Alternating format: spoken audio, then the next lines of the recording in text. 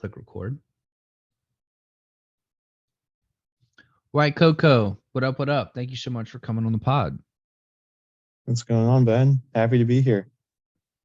Dude, I'm so excited to chat with you today because nobody yet on the pod has known a thing or two about Bitcoin Ordinals and Bitcoin NFTs and been jumping into that whole ecosystem. So I'm super pumped to bring you on because I know you've been building in that particular corner of crypto.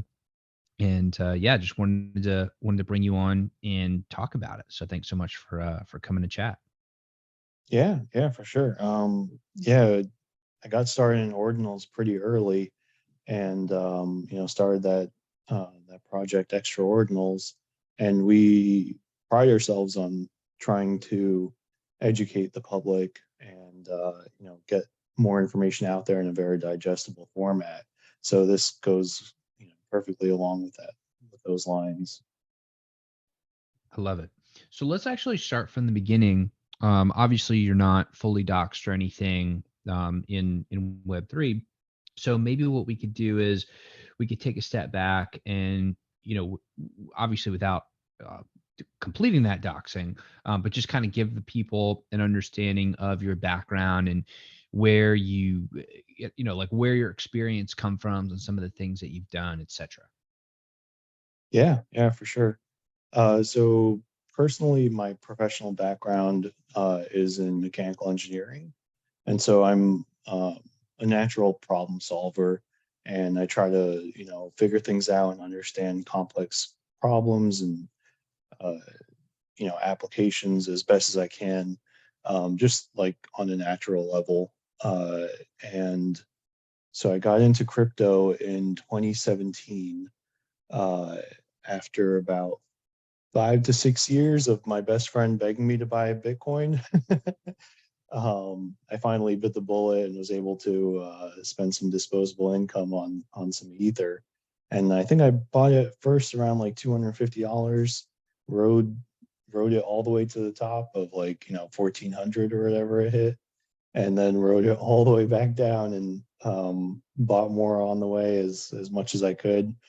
And then in the 2020, 2021 bull run, I got into NFTs. Finally was able to join Neo Tokyo, and then kind of just followed everything I could. Started getting into trading a lot. I actually started in Neo Tokyo as an S2, and then traded my way up to an elite citizen, elite S1. So that was something I'm pretty proud of. Collecting pieces and understanding the Hold on a second. gamification. Yeah. How did you do that? Because that's incredible. Thanks. Yeah, so my I don't know if I'm allowed to say this, but it's been over a few years. So my brother-in-law is a very good gamer. And I had him play PUBG for me, and he got into the finals, the first round. So I had like an orange cash, and ended up trading that and my medium for like a few other parts and pieces. And then I outright bought a floor citizen, and then kind of just waited till people capitulated, and then gave them the exit that they wanted, and then took pieces from those citizens, and then held them and rebuilt their citizen to be less, have less of a comp score, and then sell that when the prices went up a little bit, and then just rinsed and repeated over and over and over again. I actually I ended up with two elites, and then worked on just getting one good one that's my forever citizen that I inscribed an image of, and locked away for a year staking. Um, but yeah, it's a lot of trading, a lot of talking to people, and meeting people when they were leaving the Citadel, and meeting people when they were entering the Citadel, and kind of just making their process a little bit easier on both ways. Yeah, I love that. Because it seems like you really like put your ear down to the ground and listen for the flow of it, and just kind of kept tabs on it, and then kept trading up. That I think a lot of people can learn from that, because you don't always have to get your final citizen all at once. Like I didn't build mine from the beginning. Like I bought not a floor, but like 5 or 6 yield, or maybe 6 or 7 yield, getting into it. And then just over time, like a lot of working with Race for the Win, shout out to you, buddy. But yeah, just like over time, just kind of kept adding and shifting around, and then eventually, built my now PFP. But yeah, it doesn't always have to happen at once. I think you took a really, really interesting pathway to get there. Yeah, yeah, and it wouldn't have been possible without Race for the Win. That dude is amazing. Just the amount of knowledge that he has about every project that he's interested in, and like the amount of like coaching and just relationship wise, like he just like builds relationships with so many people, and so like has so many connections. Yeah, I highly recommend anyone talk to him if they want to get into any of the projects he's in. Oh yeah, 100%. So at what point did you then discover that Bitcoin, in fact, can have NFTs? It felt like that kind of came all at once, like just Mhm. randomly out of nowhere. It just like popped onto the scene. What was the like? How did you first find out about that? What was your interest there? And then maybe you can kind of give us like a definition of exactly what the technology is in the first place, and let's do a deep dive into that. Yeah, yeah, for sure. So I'll kind of go through it on my own timeline and how I understood everything, and hopefully that gives people a better understanding of how it works. And then we can get into like more technical perspectives of it. Um, so I first stumbled upon ordinals when I found out about this Bitcoin booze being inscribed. And essentially, what they did was they created Discord, started inscribing these boos, and then everyone in their Discord, in order to get like let's say whitelisted, they would have to find the boo that was just inscribed, and then they would have to screenshot it and then post it on the Discord. And the first person to post any boo that as they were getting inscribed would claim it, and so they would be whitelisted for that boo. Um, and so I literally found out about it at like 5 or 6 p.m. My local time, and I think they're at inscription number like 6,000. And then I stayed up all night till like 4 or 5 a.m. looking and refreshing the uh, the Ordinals Explorer to try to find a boo, and eventually found one of the last ones actually, and it was like an 11,000 number inscription. And so I spent like eight to 10 hours the first day, like straight, like just refreshing and like trying to like figure out better ways of finding them. And then the next day I reached out to as many people as I could and posted on a few different like message boards and stuff, like shouting from the rooftops that inscriptions were happening, and that I think that it's going to be a bigger thing. And then a few people reached out and wanted to start a project. And so we started a project, invited everyone that we could, and then kind of just like had like a brainstorming session together.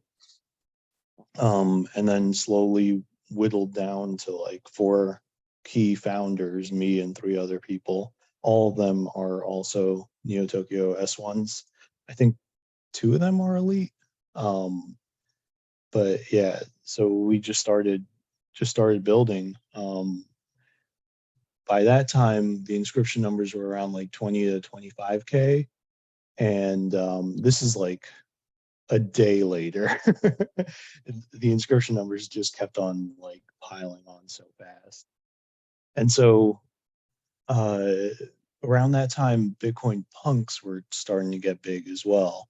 And so I started trying to figure out how to inscribe, and I found out that you needed a node at the time, and that there was only like one Ordinals bot, which was a website that you could use to inscribe whatever images you wanted onto the blockchain. And so this is all still kind of unknown. Still trying to figure everything out. Just finding like the Ordinals Discord and trying to find like any type of like tutorial that I could. And so eventually I started up my node, started inscribing, and I was inscribing like one at a time, which is very, very time consuming. And then I learned ways to inscribe like hundreds and thousands at a time. And, eventually learned how to inscribe on specific sats and, getting to like an expert level. So in the background, I'm also trying to learn about ordinals and how they work. And essentially what they are is a protocol to assign specific value to Satoshis. Satoshis are the smallest form of a Bitcoin, or smallest fractionalization of a Bitcoin. I think it's like 100 million Satoshis in one Bitcoin. I can never get that number right. um, but yeah, so what they essentially do is they take each Satoshi and assign a number to them, and they also allow you to put a payload on a specific Satoshi, and that payload can be an image or it can be any file.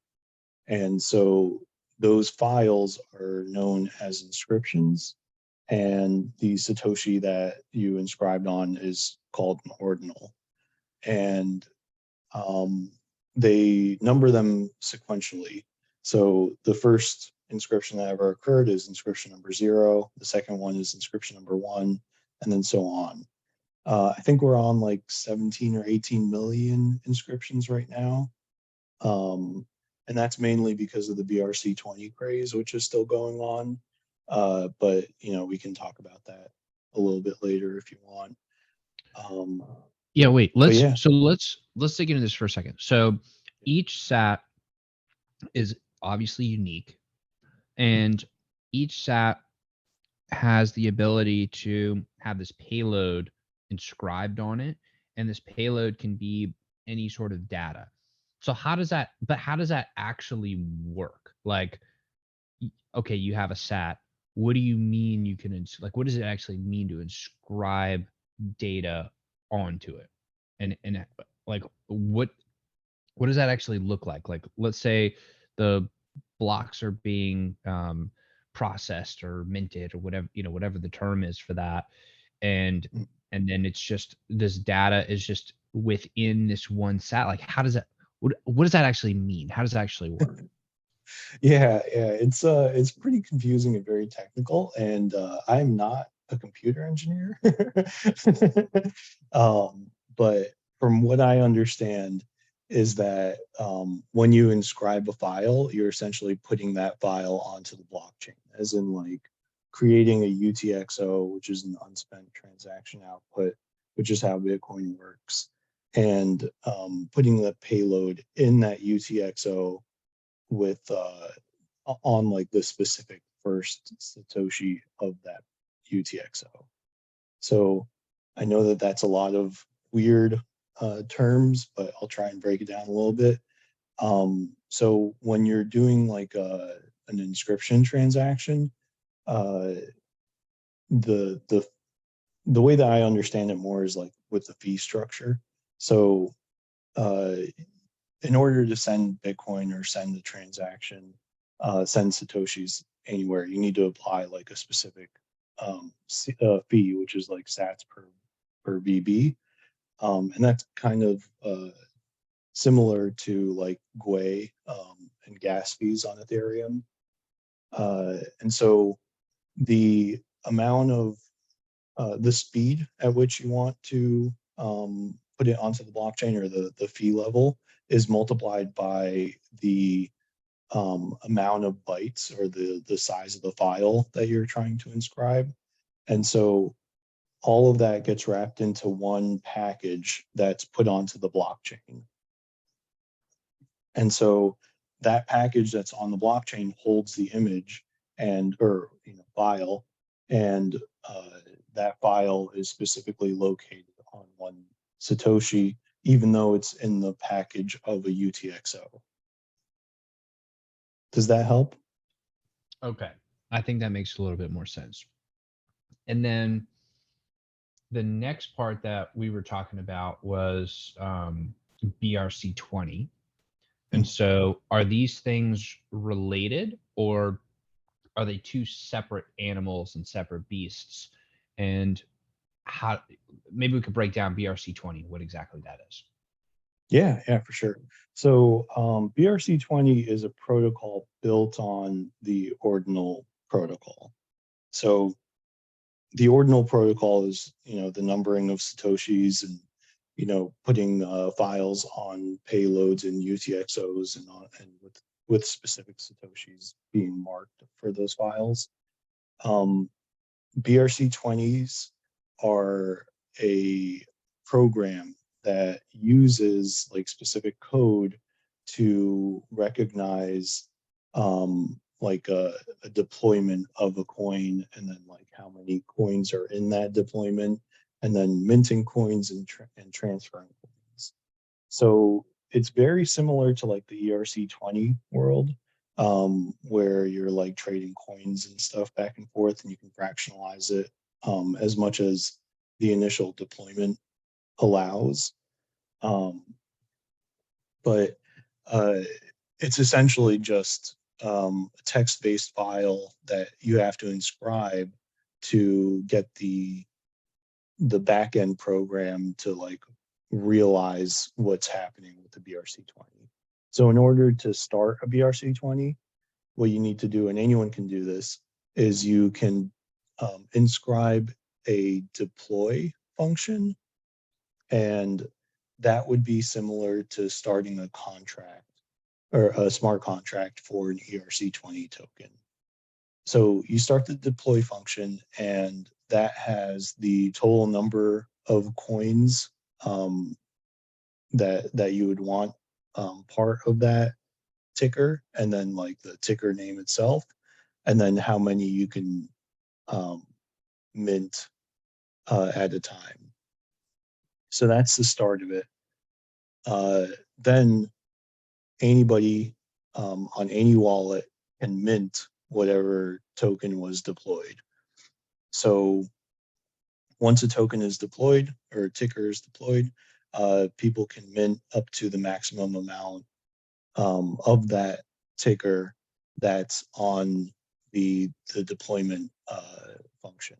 So this would be a lot easier if we had visuals of these functions, but it's essentially just like putting code on the blockchain, and then the backend program for the BRC20s reads that code and understands and interprets what's going on.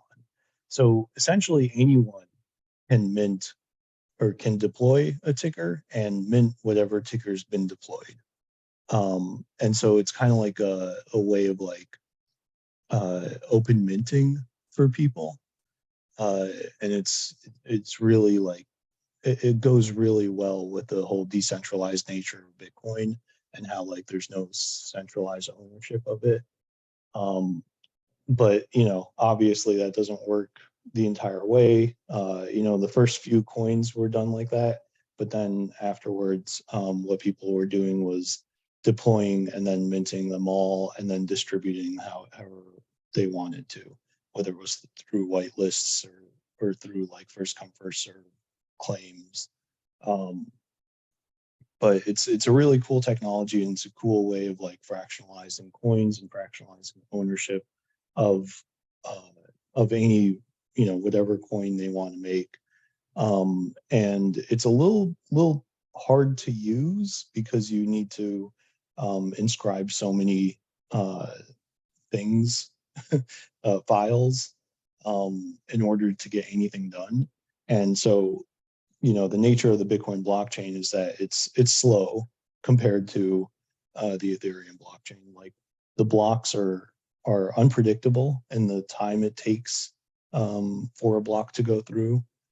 They average around 10 minutes per block, but really, like, it could be 30 seconds and it could be like an hour and a half. It really, really varies and is very unpredictable. And so it doesn't really cater to the degen world of the Ethereum NFTs and ERC20s and shitcoins and all that. But what they lack in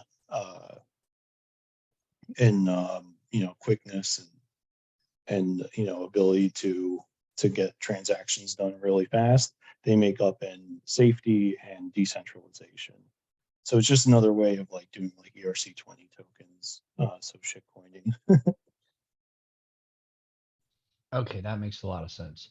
Now, are there any, so if it's inscribing the essentially like the signal within, it's inscribing that within the blockchain, and then other technologies picking that up and acting on it outside of the blockchain, does that create any sort of issues or vulnerabilities or any sort of threats to whatever it is that's going on there? Like, it seems like that would be a little bit different than a true smart contract built on Ethereum. Maybe I kind of missed that part of it. It just seems like that could, like, if it's not directly executing a smart contract on chain, that seems like it could create some issues. Or am I misunderstanding what's going on there? Yeah, I'm not sure how it exactly works. I'm not sure if the back end is on chain or off chain. But I just know the interaction of inscribing BRC20 files and then like what happens on the back end of it. I don't know how the back end actually works though. It seems pretty secure though, because there's millions of dollars being tied up and traded around with BRC20s in the last few months, and we haven't had any hacks or anything, so that's pretty cool. Yeah, that is definitely cool. That's way cooler than getting hacked. Yeah, I will say that. yeah, getting hacked is very very not cool. Yeah, that's the least cool. The least cool of the cools. Well, so okay, so really cool. So you discovered this new technology. By the way, what that says to me is, in theory, that anything that exists on excuse me, anything that exists within the world of Ethereum could also, in theory, exist in the world of Bitcoin, which seems like a really good, really good thing as far as just as far as like the resiliency of all of crypto. That just seems like a really good thing there. Um, are there any that you know of? Are there any differences or different limitations or um I guess yeah, I guess like what would then be the differences between the Bitcoin these Bitcoin implementations of um the Ethereum things that we already have, like smart contracts, NFTs, blah blah blah. But like, and maybe like the technical stuff we don't have to get into it, but maybe like practically, what do those technical things mean that are the differences? Yeah, that's a great question, and something that's constantly being debated on spaces between um, I don't like to use the term maxi that much, but Ethereum maxis versus like the ordinal community, like essentially what's the benefit of using ordinals versus Ethereum NFTs? And let me start off by saying that not everything in Ethereum can be replicated onto Bitcoin just yet. It's kind of really hard to use like different technologies in that way. It's kind of like using like an Apple computer and Apple um, applications on like a PC. Like there are similarities, but like somebody that programs on Apple can't necessarily program on PC that well, because it, you know, uses just different languages, and, you know, has different like benefits and, you know, advantages and disadvantages. But the main difference between ordinals and Ethereum NFTs is that the art is actually on the blockchain, and it's on the Bitcoin blockchain, which is, you know, known to be essentially the father of blockchain technology. And so if you're at all worried about Ethereum going away or anything like that, you know, that's one advantage to using Bitcoin. Um, the other advantage, and the main advantage, is that the actual digital file would lie on an inscription.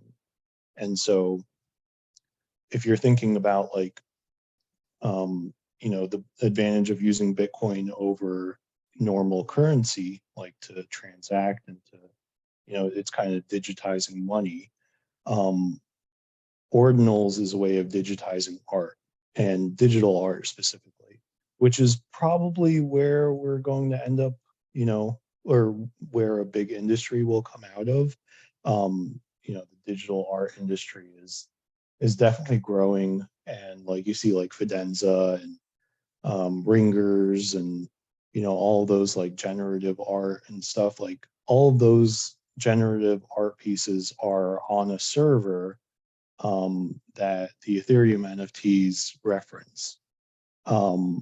If you were to put them on ordinals, though, you would have the actual art piece, the art file, on the blockchain for forever. So, you know, 10, 20 years from now, if you're starting up a node and you have to download the whole blockchain, you have to download those pieces of art as well. And so that's kind of what's really cool about it. It's kind of like preserving that singular file. And so if you think about um, like one of the use cases would be proof of ownership of like art, a digital art piece. So like if you find your digital art being used on a website, you can say like, oh, here's the inscription of this. So here's a time that this art was posted on the blockchain, you know, it has a timestamp and all that stuff. And here's where you're using it. And so like, you know, I own this, I can prove my ownership over it. And, you know, you're stealing my art essentially. Okay, that's fascinating. So it does seem like there's yeah, it does seem like there are some differences there, but it's kind of like now you can choose your own adventure. If you want NFTs or different variations of whatever it is that you want, like you do have some options and you're not just kind of stuck doing one thing or being forced to use one technology, etc. So that seems very interesting. And also I love the fact that if you are worried about the future of Ethereum, for example, or let's say Solana or any of the big chains where there are NFTs on there, well, now you've got the Mac Daddy Orange coin there that has been alive the longest. So yeah, that's really a really fascinating new discovery. I'm kind of curious as to why now? You know what I mean? Like, if it had the potential to do this the whole time, did it just take a certain number of smart people to discover it? And it took that long? Or like, I'm just like, what exactly what was the holdup, if you will? Why did it take this long to get to this outcome? That is a really good question that I've never heard discussed before. I think that, well, there were ways to put images onto the blockchain, onto the Bitcoin, pretty much since I think like since like 2010, 2011. And that was through like Counterparty Wallet, if you've ever heard of that. Um, which got a lot more popular in the recent days with stamps. But it's a very tedious and not that intuitive way of doing it, and not that user friendly. And so when Casey Rodimer came out with the ordinal theory, and came out with the program to inscribe files onto Satoshis, it kind of just gave us an easier way of doing it, and gave like essentially a roadmap of how to use the program, what cool uses we could use out of it, and then just naturally picked up communities, and was grown pretty big by the specific ordinal community, and got to where we are today within just a few months. So I think it just needed like a specific program in mind to make it a lot more easier to use and more accessible to people. But I'm not sure why it took so long. That is a good question. Yeah, because it would seem like if we could do it, why wouldn't we have done it way earlier? But Mhm. I guess that's just how things unfolded. Maybe it took a while for everybody to kind of think through some of the issues, but that's also a testament to the resiliency and the, I guess, more of so the perseverance of the Bitcoin innovators, because Mhm. they did figure that out. And hey, kudos to those folks, because that's really interesting. It actually, I loved seeing this development, because to me it enables more of an open market for where different applications of blockchain technology can live. For example, now NFTs by default don't just go in Ethereum. Like now you have to actually choose, hey, where am I going to go? And yes, that may take a little bit more research, but also that gives different options to NFT communities, and those options give power to the communities and to the creators, and it forces the underlying blockchain technologies to innovate and to continue to make the technology better in order to compete, because now they're competing on an open market, and they want all of the NFTs to be on their chain, because that brings a lot of transaction volume, which increases the fees, which will incentivize more miners or stakers, which helps secure the network. So now they're able to compete, which is really good for projects, for example, like Neo Tokyo, because now we have multiple different pieces of infrastructure technology that are all competing to get the right to host us on that platform. And that to me is a really good sign, because that gives a lot of resilience to us as the NFT community. Because if something happens to Ethereum, okay, well, we can just hop, skip, and jump over to Bitcoin and then continue everything that we're doing over there. Or if Bitcoin dies, and Ethereum dies, we can hop, skip, and jump over to Avalanche or Solana or whatever. And so because there are all these different options and they're all now competing, and you've got the two biggest networks of Bitcoin and Ethereum as of the recording of this, that both have this technology now, it gives us a lot of reassurance that, hey, no matter what happens with any one particular project or solution, we've got options, and we don't have to be held um, captive just by one because nobody else has figured it out. Now they've all figured it out, and now it's like, okay, compete and earn our business, if you will. Yeah, yeah, for sure. And we should definitely look at it like that too. Each chain has their advantages and disadvantages, and so it also depends on what you want to get out of putting your art or project on a specific blockchain. And because those blockchains are kind of very segmented in the people that follow each of them, the communities are also very segmented. And so like if you're building a project on Ethereum blockchain, you're not going to get people that are Bitcoin maxis and that are like ordinal maxis interested in that project. You know, we created extra ordinals and have like a community of probably about 300 or so people who are owners of our orbitals that we just put out. And you know, a lot of them never got into Ethereum NFTs. They only got into, you know, ordinals just because of ordinals.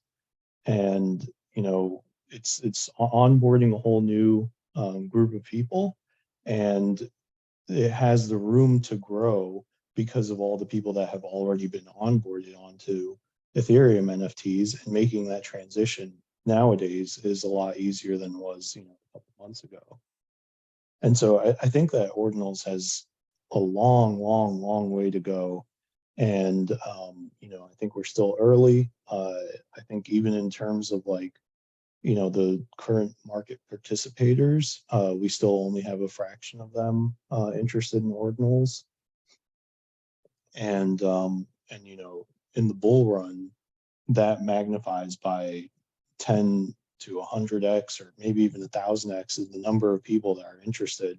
And so like, if we're taking up just a portion right now and we get up to like 50% of the total market participants, like the growth numbers are just astronomical when you think about it like that.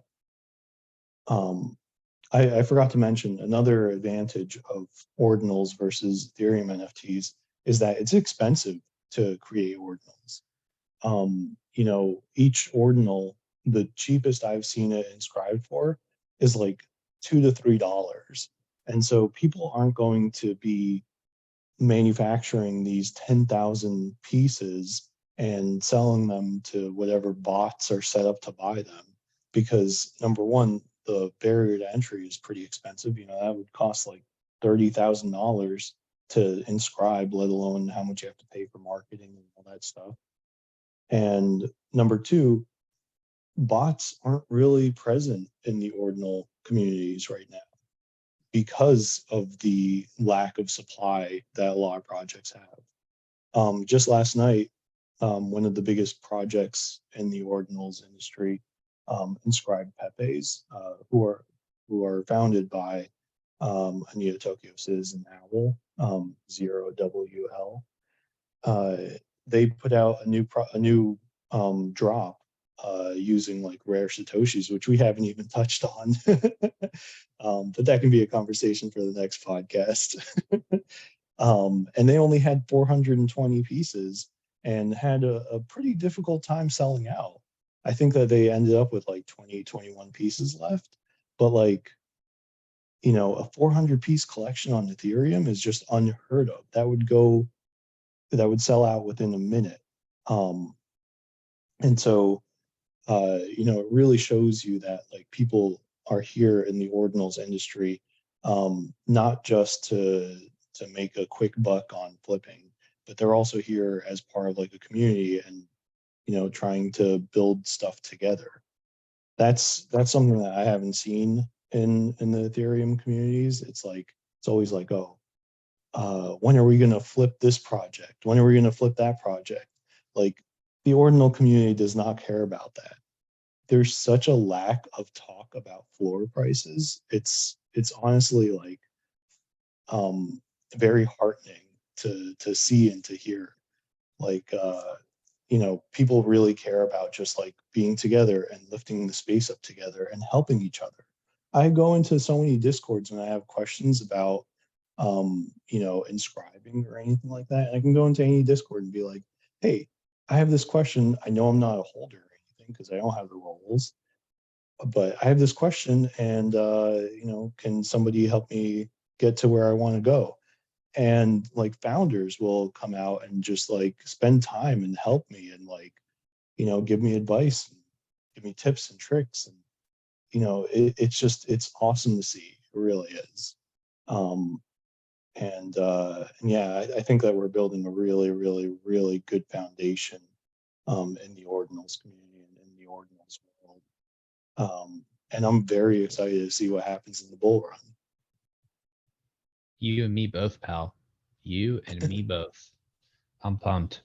Well, hey, I know you gotta hop soon, and I appreciate your time thus far. So maybe you can give us a little bit of alpha on what you're working on, and let's keep it evergreen. Obviously, things kind of time out pretty quickly. They don't really age super well a lot of times. So let's try to keep the alpha evergreen and give us a heads up on what you're working on and how we might be able to get involved. Yeah, definitely. So we started this project called Extraordinals, XO for short. We have a 100-piece sub 50K inscription number collection. Well, we're really early to inscribe, and we haven't distributed them much at all. I think we've only distributed like 10 to 20 of them. So those are probably going to be reserved for, you know, way in the future. More in the near term, we also have a 200-piece sub 150K collection. And that's going to be like our first paid drop. We already had a drop of 500 pieces that were sub 300K. And we actually did that completely free. I think people were minting for like $3, including all the fees and stuff. And I think our floor price right now is around $150 or something like that. So if you want to join, it's pretty cheap to enter. But we will be token gating our Discord soon for that free drop. And so if you own one of those free Ordinals, you can come in and join us and providing education to the industry. You can use some of our inscription services that we offer and some of the alpha that we give. I've been reading the markets for a few years now, and I think I have a pretty good handle on being patient and understanding when we're oversold and when we're overbought. And I've been calling things out a lot lately, but it's usually near term things, within like a 1 month maximum time frame. But yeah, if you want to come and join, we also do like fractionalized ownership of pieces. So for the more expensive drops, if some of us want to invest in the project, we get together and create a fund for it. We did that for this recent drop, Little Peepos. Yeah, anyone that owns an Ordinal can contribute as much as they want to any project that garners enough interest. Awesome. Absolutely love it. WhiteCoco, thank you so much for taking some time to come chat with me and give us the breakdown on Bitcoin NFTs, Bitcoin Ordinals, BRC20, and yeah, we talked about a lot. So I appreciate you coming on, chatting, and giving us the rundown as well as a little bit of alpha here at the end. Thanks, pal.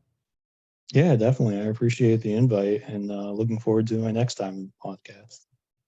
100%. You're welcome anytime. Of course, we were able to connect through Neo Tokyo. We're both citizens here, so shout out to the Citadel. Shout out to Neo Tokyo. Absolutely love the connections here. So, anyways, thank you very much, WhiteCoco, and everybody else who's watching and listening. Thank you so much. Appreciate you, and look forward to seeing you on the next episode. Take care.